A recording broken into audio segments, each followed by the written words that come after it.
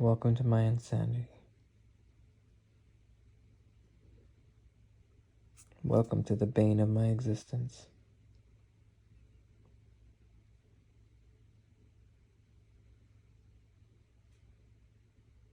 Welcome to my theory. My first theory video. To unravel what this story and this epic journey is really about.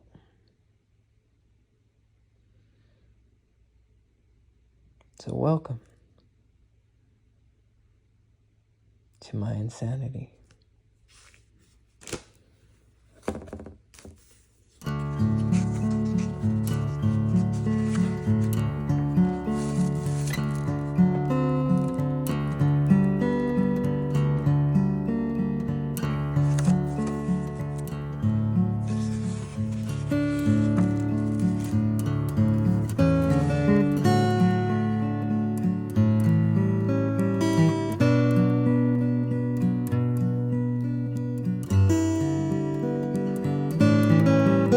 Right now, I'm sitting on a theory.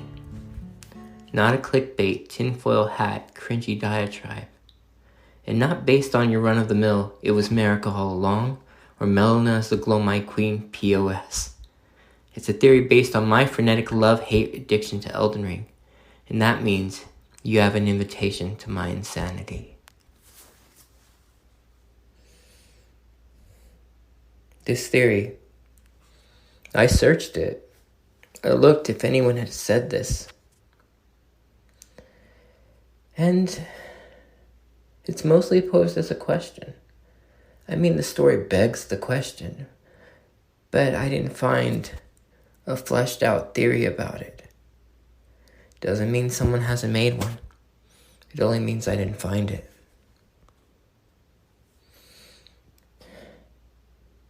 I know, I feel like I'm stalling. It's because what I'm gonna say is gonna change everything for you about this game. And it's gonna change my life too, in meaningful ways. I'm not gonna get to hide in anonymity anymore. I'm not gonna get to hide behind being a nobody. You don't know me, and I really always liked it that way. Ever since I was 4. No. It started earlier. I don't know. I won't be able to go back after I tell you about this. So this is a big deal for me. For you. I don't know if you got very, very lucky, like winning the lottery, or you just got cursed. I don't know yet. Because after you hear this, you'll know.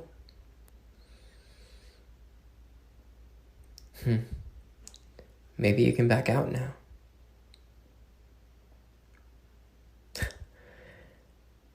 Yeah. Back out. Get out of here. You don't need to hear this. It doesn't have to change anything. You don't have to know. Just click off the video. Click off the video now.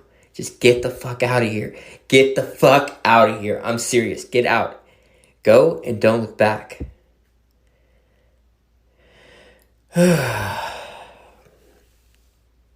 No.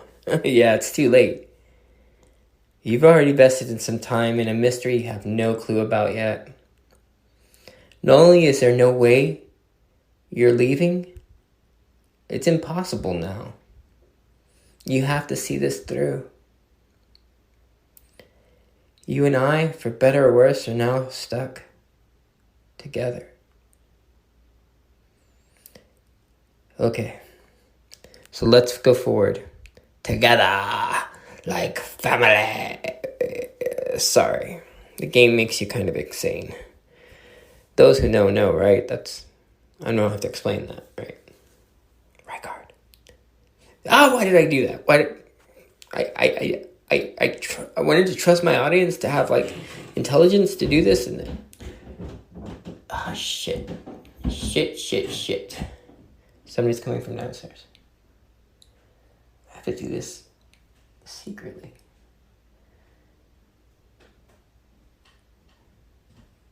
No.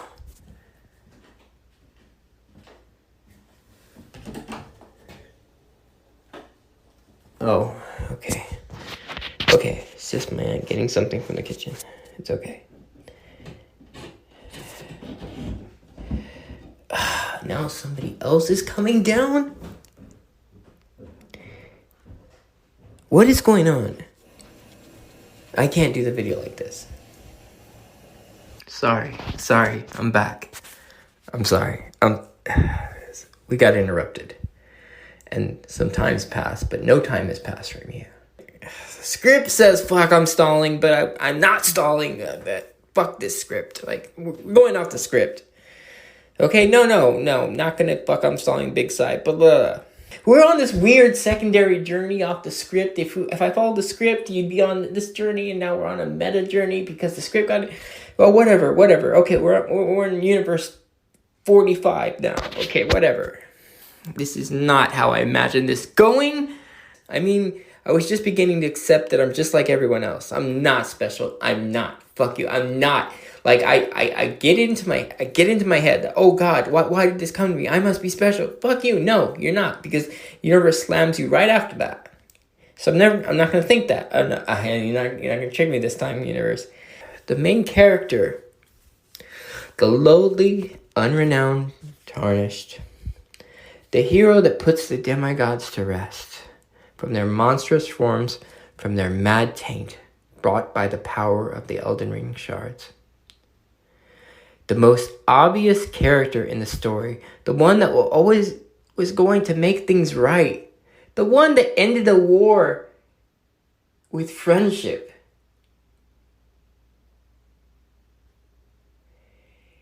And not in the twisted way Radagon did Renala. He did her dirty, man. Man, he did her dirty. And yes, all meanings of he did her dirty. Okay? She just popped out 3 kids, man. He did her dirty. Okay. That's not in this.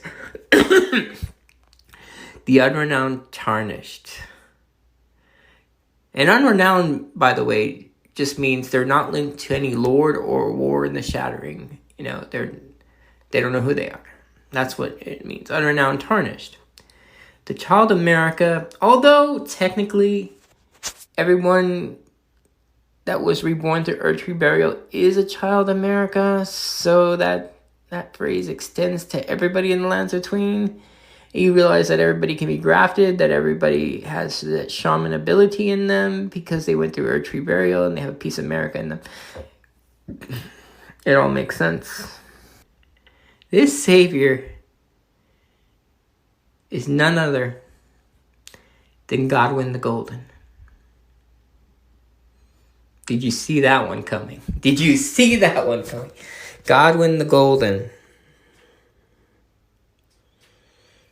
And I know a lot of you have objections already. I know a lot of you are just, no way, his soul died. But what does that fucking mean, though? If you had the whole curse mark, your soul wouldn't die anyway. It doesn't mean your soul dies. It means, like, the whole curse mark means your body dies and your soul moves on. But it moves on through the mariners and the deathrite birds and that old way that souls move on. It doesn't mean that your soul's dead. What does it mean to kill a soul? It just means it's in the void. But in the void is death anyway. But I mean, you still can come back from that. And you know, the issue is not that he's really dead. Like his soul's dead. That's not the issue. The issue is he's not able to be reborn through the Earthtree in the Golden Order. So the Golden Order is lost him. He's dead to the world because America couldn't stop him from dying. This savior, God, can you imagine the hero of Elden Ring? Like, here, look, here's the picture of the corpse of Godwin. This is the hero of Elden Ring. This is the perfect twist, right? This monstrous thing is the hero. All beautiful irony connected to Godwin's death.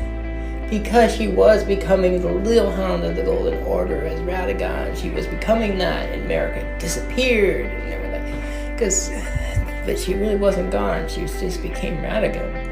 And she became Radagon because when you become a god, you're a prisoner. Just like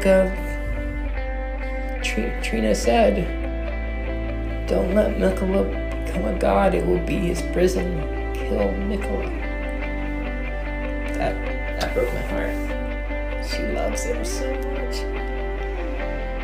Kill Mikola. That poor thing cannot become a god. I'm sorry.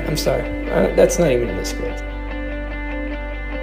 So the curse mark was between two beings, and this kind of created, like, when you go through customs to go into a new country, and they're like, oh, you don't have the proper paperwork. He didn't have the proper paperwork to go through the Earth Tree burial, and they just decided, yeah, you can't go. He can't be reborn. And they're like, oh shit, he's really dead. And then Mikola tried to bring him back. Godwin was his first choice for consort. Really, it wasn't Radahn. Radahn was prideful. He couldn't tolerate change. Not an ideal candidate for Mikola, who at this point still a whole being, still has the right intentions. The only demigod known besides Godwin to go around the people and just be seen around the people, just looking at things and learning things.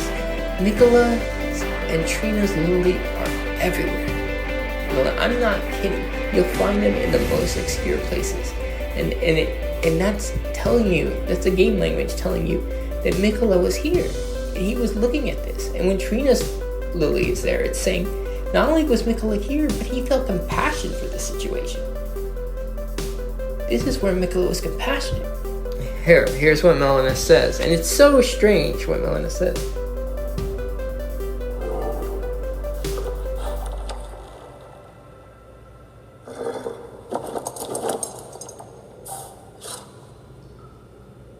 Don't worry, Torrent.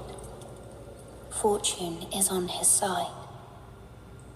We found him here, after all.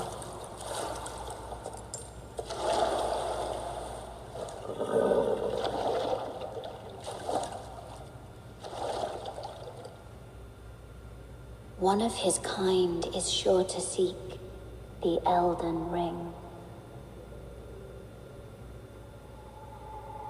Even if it does violate the Golden Order. It's why would the Tarnished violate the Golden Order? If Marika once gives them grace to seek the Elden Ring. The only one that she could be talking about violating the Golden Order is someone that could F things up. Only someone that could throw a wrench in her plans. Obviously, Marika's plans are to make her children and family stronger, to make the people of the lands between stronger. And the only way she's seen that in her life to do that is through struggle.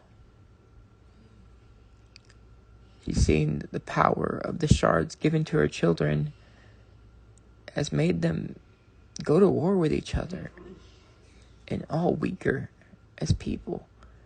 When you have everything, you don't need to work for anything. You just become a spoiled, weaker person. And that's what Marika saw. And she wanted to make them stronger.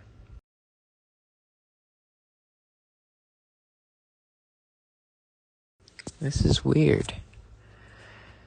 Of course it's weird. It's weird because grace was given specifically to the Tarnished to seek the Elden Ring. Only someone that could actually succeed. That would violate the Golden Order. Kind of a self-fulfilling prophecy when you think about it. Only someone that could kill demigods. And that's exactly what happens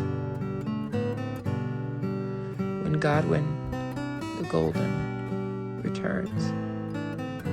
doesn't have his memories, and he sees the land between is falling apart. So, who could F things up?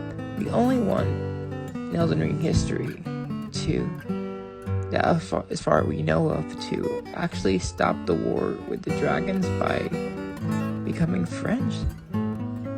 It was the friends Godwin made along the way that won the fight.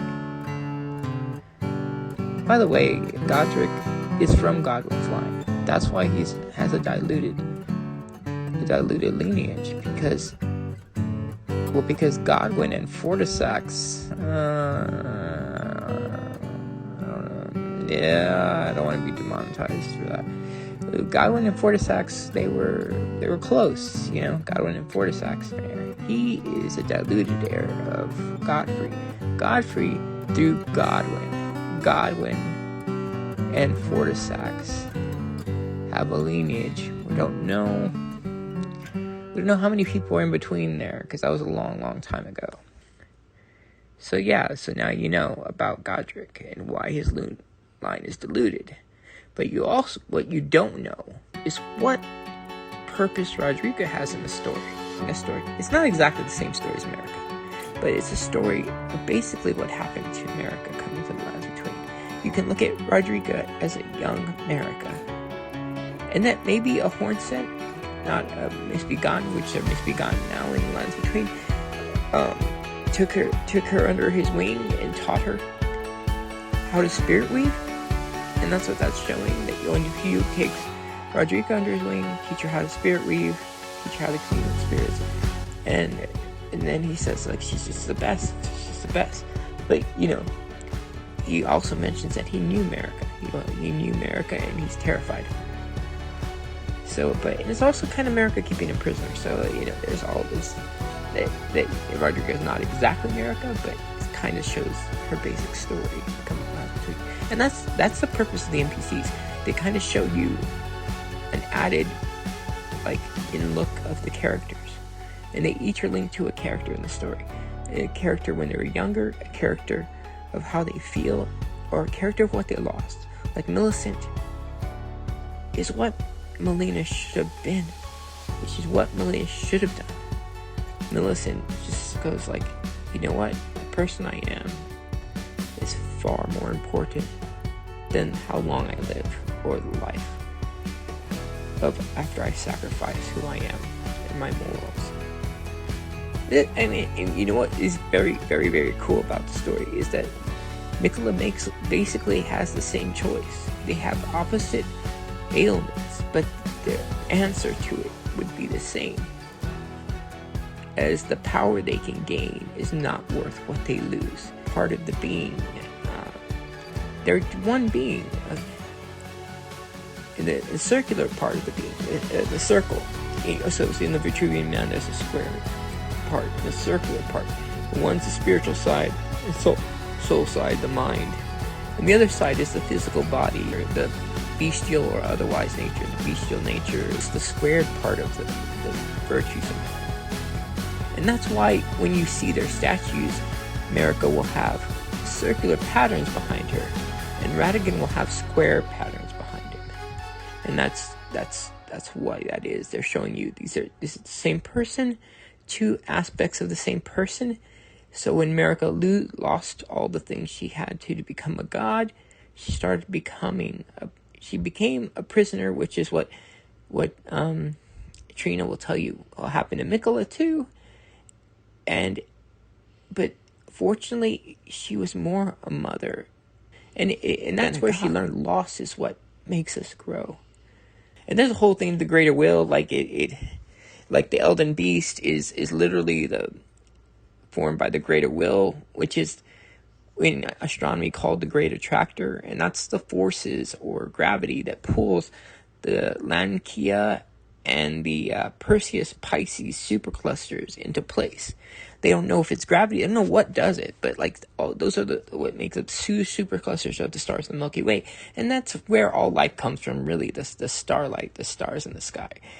So that's what Sullen is talking about when she mentions that ancient life is from the stars, Amber life. Yeah, there's a lot, and it's going to take more than one video, and I've gone way too long, but I just need to explain that, and let's get on to the getting clip in the end. So we're getting off near.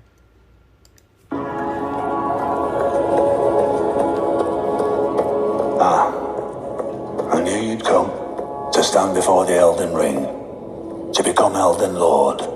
What a sad state of affairs. I commend your spirit, but alas, none shall take the throne.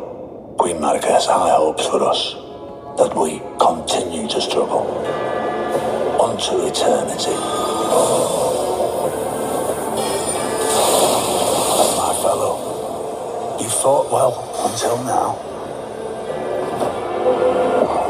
And that is the theory. There it is. I get closer to making a community with y'all and talking about this further. I look forward to it. I ask that y'all, even if you disagree, be respectful. I mean, you don't need me to tell you this. Be respectful. Just, I don't want to have to deal with that. You don't want to have to deal with that. We can share ideas and be respectful. Subscribe, share, do all that bullshit. Now you know. Now you won't look at Elden Ring the same. I'm gonna do more videos because I didn't get to a fraction of what I want to talk about to y'all. But I feel good about this. I was nervous and I knew that there's no way back after I do this. But I feel good about this. I'd rather connect than be isolated in my insanity. So thank you for listening. And I hope you'll be with me on this journey going forward. I am Chessheromusic. I was a musician and I laid out my heart like that. Now I'm laying my heart out like this. Please come with me on this journey.